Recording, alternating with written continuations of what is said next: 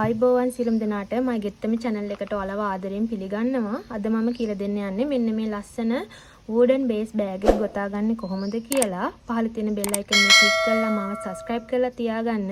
මේ වගේ වටිනා නිර්මාණ ඉදිරියේදීත් ගේනවා. අපි දැන් බලමු මේ bag එක ගොතාගන්නේ කොහොමද කියලා. මගෙන් ගොඩක් දෙනෙක් අහන ප්‍රශ්නයක් තමයි සාමාන්‍යයෙන් අපේ bag එකක් ගොතන්න කොච්චර යාන් ප්‍රමාණයක් යනවද කියලා. ඉතින් සාමාන්‍යයෙන් කිලෝ එකක් ගත්තාම බෑග් දෙකක් විතර ගොතන්න පුළුවන්. මේ වගේ බෑග් නම් සාමාන්‍යයෙන් 4-5ක් විතර ගොතන්න පුළුවන් වෙයි කිලෝ එකකින්. ඊට වැඩිය ගොඩාක් බර යොදා ගන්න එපා. බෑග් එකක් වුණාම සැහැල්ලුවට තියෙන්න ඕනේ. ඉතින් මං හිතන්නේ මෙන්න මේ බෑග් එක නම් ගොඩක්ම සැහැල්ලුයි. ව්‍යාපාරයක් කරන කෙනෙකුට ගොඩක්ම වටින බෑග් එකක් තමයි මේක. මොකද අපි බෑග් එකක් දෙනකොට කස්ටමර් කෙනෙක් බලන්නේ බෑග් එකේ බර. මොකද ටී-ෂර්ට් යන් කියපුවාම ගොඩක් බරයි. සමහර බෑග් ගොඩක්ම බරයි. එතකොට අපිට ඒක පාවිච්චි කරන්න හරිම අපහසුයි. ඉතින් පුළුවන් තරම් සැහැල්ලු විදියට තමයි අපි බෑග් එක ගොතන්න ඕනි. අපි දැන් බලමු කොහොමද මේ බෑග් එක ගොතන්නේ කියලා. මුලින්ම අපි මේ හිඩැස් වලට තමයි වටේට ගොතාගෙන යන්න ඕනේ. මම කලිනොත් බෑග් වල කියලා දීලා තියෙනවා. මේ බෑග් එක නම් ටිකක් වෙනස්. අපි ඉස්සලාම මේ හිඩැස් අතර ගොතාගමු. මේ ඇතුලෙන් දාන්න පුළුවන් කටුවක් තෝරගන්න. මම නම් අද ගන්නේ මිලිමීටර් 4.5 කටුව. කටුව මෙන්න මේ හිඩැස ඇතුලෙන් දාලා යාන් එක ඉදිරිපසට ඇදලා ගන්න ඕනේ මේ විදිහට.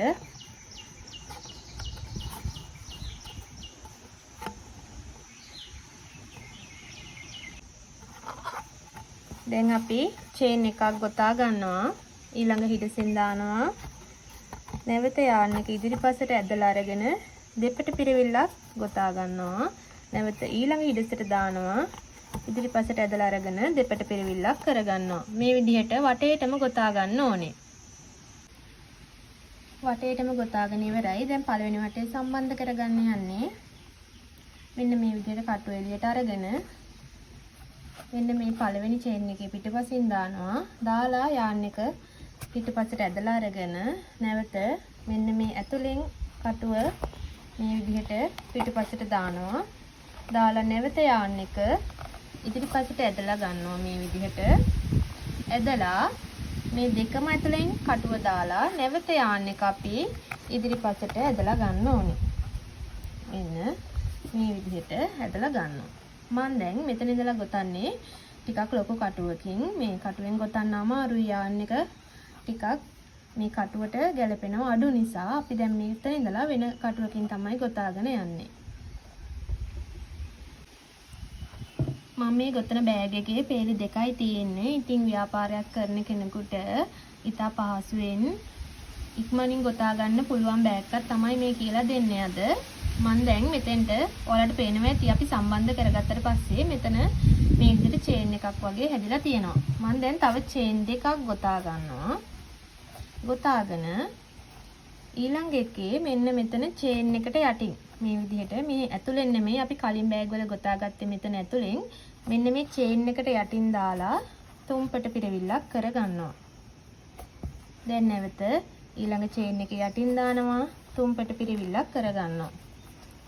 නැවත ඊළඟ චේන් එකේ යටින් දානවා තුම්පට පිරවිල්ලක් කරගන්නවා. මෙන්න මේ විදිහට මම තුම්පට පිරවිලි වටයක් ගොතා ගන්නවා වටේටම. වටේටම තුම්පට පිරවිලි ගොතාගත්තා. දැන් අපි මේ වටේ සම්බන්ධ කරගමු. මේ විදිහට යාන් එක කට් කරලා එළියට ඇදලා අරගෙන මෙන්න මේ චේන් තුනෙන් තුන්වෙනි චේන් එකට පිටුපසින් දානවා. මේ විදිහට දාලා නැවත යාන් එක පිටුපසට ඇදලා ගන්නවා. ඇදලා අරගෙන මේ අවසාන චේන් එකේ පිටුපසින් දාලා නැවත යාන් එක පිටුපසට ඇදලා ගන්නවා මේ විදිහට. දැන් අපි වට දෙකම ගොතලා ඉවරයි. වෙනදාට අපි වට 4-5ක් ගොතන්න ඕන එක මේ බෑග් එකේදී වට දෙකකින් ගොතලා ඉවර කරගත්තා.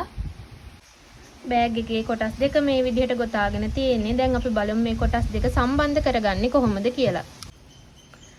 එක කොටසක බෑක් ලූප් එකෙන් දානවා. අනිත් කොටසෙත් බෑක් ලූප් එකෙන් දාලා යාන් එක මේ කොටස් දෙකම අතරින් ඇදලා ගන්නවා. ඊළඟ එකේ බෑක් ලූප් එකෙන් දානවා. අනිත් එකේ බෑක් ලූප් එකෙන් දානවා.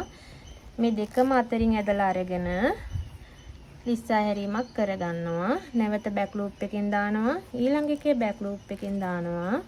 මේ දෙකම අතරින් ඇදලා අරගෙන ලිස්සා හැරීමක් කරගන්නවා. මේ විදිහට පුළුවන් වටේටම ගොතා ගන්න. නැවත මේ බෑක් ලූප් එකෙන් දාන්න.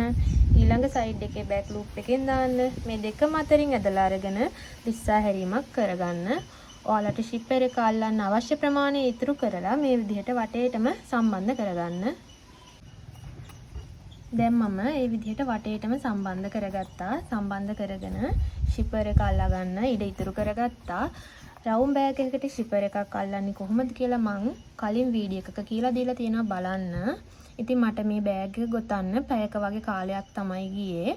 දැන් ඔයාලට පුළුවන් කැමති විදිහට කාදුවක් දාලා නැත්තම් චේන් එකක් දාලා මේ බෑග් එක ලස්සන කරගන්න. ඉතින් මේ වගේ වටිනා නිර්මාණ ඉදිරියේදීත් කියලා දෙනවා. මාත් එක්ක දිගටම රැඳිලා ඉන්න. මේ ඔයාලගේ ආදරණීය ගෙත්තම